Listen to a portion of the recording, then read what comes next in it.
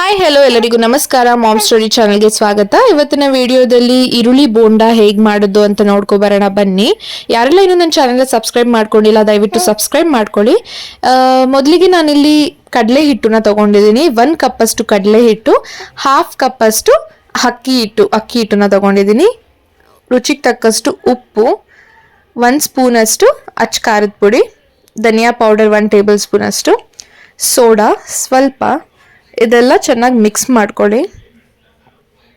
ಇದೆಲ್ಲ ಮಿಕ್ಸ್ ಮಾಡ್ಕೊಂಡಿದ್ಮೇಲೆ ನೋಡಿಕೊಂಡು ನೀರು ಹಾಕ್ಕೋಬೇಕಾಗತ್ತೆ. ತುಂಬ ತೆಳುವಾಗಿ ಕೂಡ ಮಾಡ್ಕೋಬಾರ್ದು. ನಾನು ತೋರಿಸ್ತೀನಿ ನಿಮಗೆ. ನೆಕ್ಸ್ಟು ಈರುಳ್ಳಿ, 4 ಈರುಳ್ಳಿ ಸಣ್ಣದಾಗಿ ಹಚ್ಚಿಕೊಂಡಿದ್ದೀನಿ. ಈರುಳ್ಳಿನ ಹಾಕ್ಕೊತಿದ್ದೀನಿ.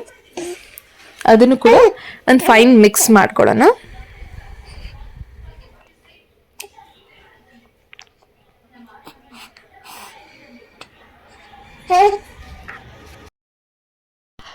ನೀರು ಸೇರಿಸ್ಕೊತಿದ್ದೀನಿ. ಇವಾಗ ಸ್ವಲ್ಪನೇ ನೀರು ಹಾಕ್ಕೊಂಡು ಮಿಕ್ಸ್ ಮಾಡ್ಕೊಳ್ಳಿ.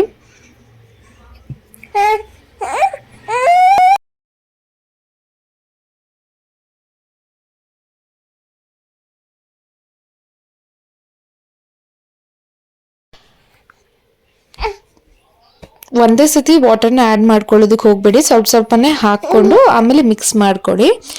ಕೊತ್ತಂಬರಿ ಸೊಪ್ಪು 1 ಹಿಡಿಯಷ್ಟು. ನನ್ನ ಕೈಯಲ್ಲೇ ಕಂಫರ್ಟಬಲ್ ಇರೋದ್ರಿಂದ ನಾನು ಕೈಯಲ್ಲೇ ಮಿಕ್ಸ್ ಮಾಡ್ಕೊಳ್ತಿದ್ದೀನಿ. ಸೊ ಈ ರೀತಿ ಎಲ್ಲ ಒಂದು ಮಿಕ್ಸ್ ಮಾಡಿ ಒಂದು 10 to 15 ಮಿನಿಟ್ಸ್ ಸೈಡಲ್ಲಿ ಇಟ್ಬಿಡಿ. ತುಂಬ ಚೆನ್ನಾಗಾಗುತ್ತೆ ಕ್ರಿಸ್ಪಿಯಾಗಿ. ನೆಕ್ಸ್ಟ್ ಇಲ್ಲಿ ಬಾಯ್ಲ್ ಮಾಡೋಕ್ಕೆ ಇಕ್ಕಿದ್ದೀನಿ ನಾನು ಎಣ್ಣೆನ. ಈ ರೀತಿ ಎಣ್ಣೆದಲ್ಲಿ ಸ್ವಲ್ಪನೇ ಬಿಟ್ಕೊಂಡು ಹೋಗಿ ಬೋಂಡನ.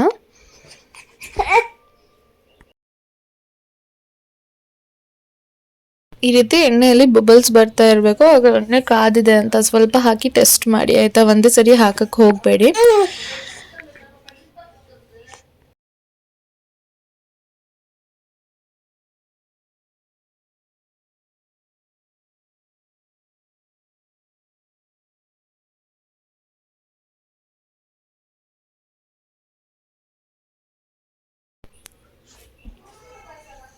ಒಂದ್ಸತಿ ಈ ರೀತಿ ಕೈ ಆಡಿಸ್ಕೊಳ್ಳಿ.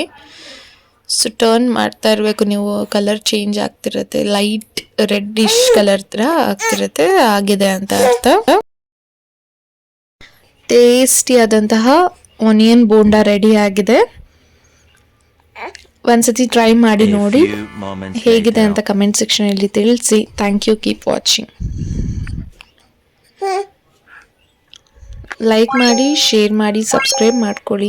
ದಯವಿಟ್ಟು ಸಬ್ಸ್ಕ್ರೈಬ್